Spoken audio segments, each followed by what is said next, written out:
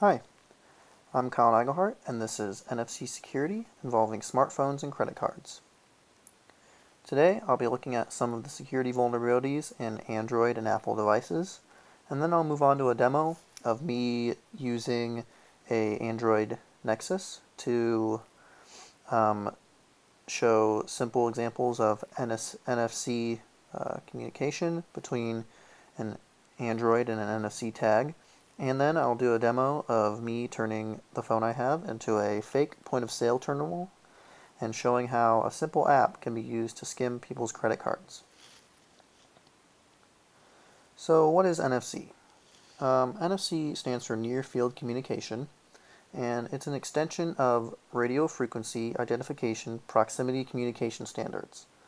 So RFID has been around for a while, as well as NFC, so maybe you've heard of them.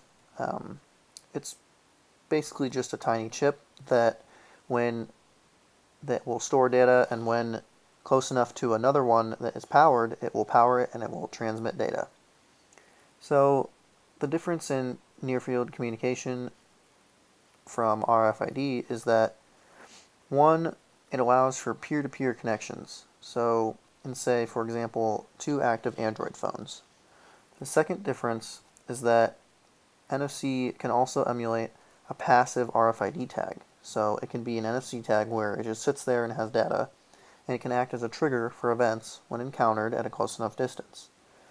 So NFC is both sides of the coin. In other words, it can act as the reader and the tag, which is pretty cool and pretty practical in consumer markets, as I'll talk about later. So, some NFC basics. It's designed for a transfer of small amounts of data. So, it is certainly limited to this in its functionality, and for larger transfers of data, Bluetooth is really the recommended protocol. Another limiting factor for NFC is the proximity of the device transferring to it or from it. In the proximity is where credit card companies, phone companies, anyone using this in a consumer standpoint thinks the security is. And it's where it's supposed to be. Just by the sheer closeness of a card or a phone to the point-of-sale terminal at a grocery store or a restaurant, this is what's supposed to keep all of your data safe. In most cases, the range of an NFC data exchange is only about a few millimeters or a centimeter. This spawned ideas to use it in consumer cell phones, credit cards, to make payment easier and ideally more secure.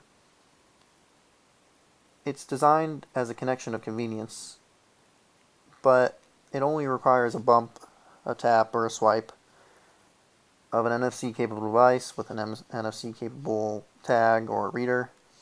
And as long as they're both NFC capable and they're within the wireless range, the connection is valid. So it's clear that there are some issues here already. So as cell phones advance, new technology has been added to them, and Android devices in particular have opened the door to some vulnerabilities in their phones using NFC. Android Beam, it's allowed an Android phone to act as a peer-to-peer data sender to another Android. And it also has allowed, it was the first phones to allow actual transactions using a phone or using a card saved on the phone.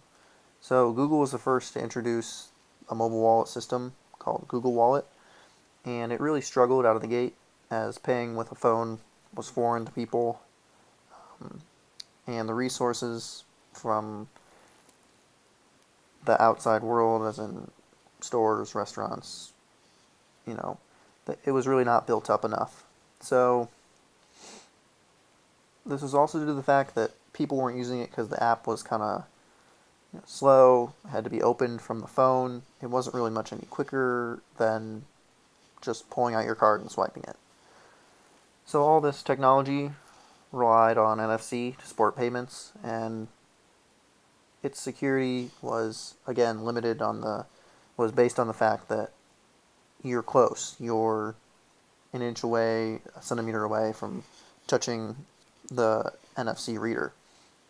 So it's definitely known today that the transactions can be eavesdropped on, and this data can be taken and used, or, things can be intercepted, the signal can be changed, and to avoid this, Apple Pay kind of changed everything a little bit.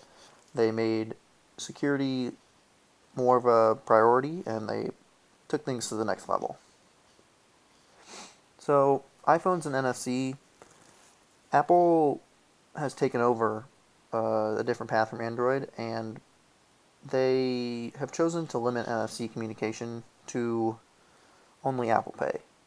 So they don't think that proximity is enough, and Apple also doesn't trust, I guess, the fact that you could take another Apple phone and communicate with it if they had open NFC communication. So they've locked it down to strictly Apple Pay. So if you hover over an NFC tag with an iPhone, it does nothing. And this can be good and bad. This does limit the amount, or it limits completely the receiving of data, which can be used in, like, say, creative advertising in markets like movies, where, you see a cool movie poster, you want to see the trailer, so if they had NFC available, you could hover over it, and it would send you immediately to a link of the trailer on your phone, which is pretty cool. Also, can be unsecure. So, Apple doesn't trust it. Another thing that Apple has implemented is solid security into their payment system, which has kind of led them to being at the forefront for NFC payments. So Apple came out and rolled out Apple Pay, and Apple Pay uses a unique ID from the credit card. When you scan the credit card into your phone, it creates a unique ID for your credit card information, which is saved in a lockdown chip in the phone. And this is also combined with a unique ID from the transaction to create a completely unique code that is sent off for authorization, and only the people that authorize the transaction have the combination of the code that you have and the code from the unique code from the business, so then they can accept the transaction. So then it's the most secure because no one has your credit card number except you. And the last thing that Apple Pay kind of pioneered was using a fingerprint to allow payment. So instead of having to open the phone, unlock it, get to the app, get to the card, make the NFC payment, all you have to do is double click the button, put your fingerprint down, boom, payment complete. So, in credit cards, there are smart cards with NFC, and this ends up not being the best thing. So, I guess initially it's so that you don't have to swipe or insert, but you can just tap to pay with a smart card or an NFC enabled card. This also allows for easy skimming of the data. So if you were to tap close to any sort of device that was behind a point of sale terminal or attached to it that you didn't realize was a maybe fake device used by someone trying to steal your information, they could just skim your credit card number right off, and you would never know, no one would know, and it's as simple as just tapping it and all your information is gone. I will show this in the demonstration that I'm going to do after this. So in a second, I will show how you can use NFC Proxy, a app for Android to take data from a credit card.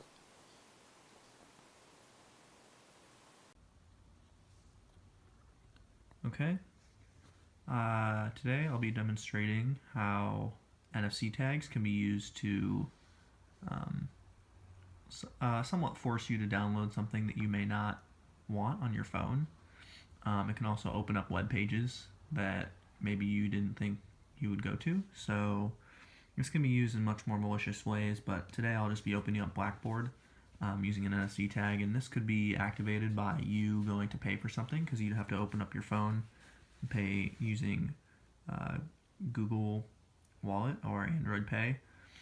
And so, this could be activated at a terminal as you're paying.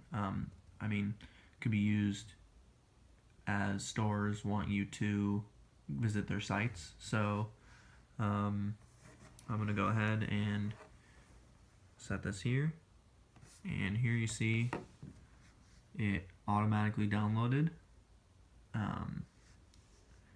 And it's now in the downloads folder.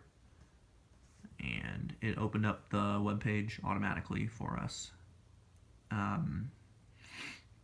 This is just one example of how there's no authorization from my side. There's no, there's no security whatsoever with the tags, so it can just be opened whenever. Now I will be demonstrating the NFC Proxy app, which is available to download not on the Google Play Store or any of the Android marketplaces, but you have to go find it online. It allows the phone to become or act as a POS, point of sale terminal, to sort of trick NFC cards, like smart cards, and some phones into thinking that it is point of sale. So it can take the data off of the card, and then it can be relayed to a different point of sale terminal at a store, say. So you can actually skim credit card numbers off of cards and take them and go use them. Today I don't have a smart card, but I do have my iPhone, so I will be pinging an iPhone payment off of there, but I'll just go quickly through the app to show what it's like. So we have the status bar, which will show errors and anything that's happening, like that it's ready for payment. We have saved.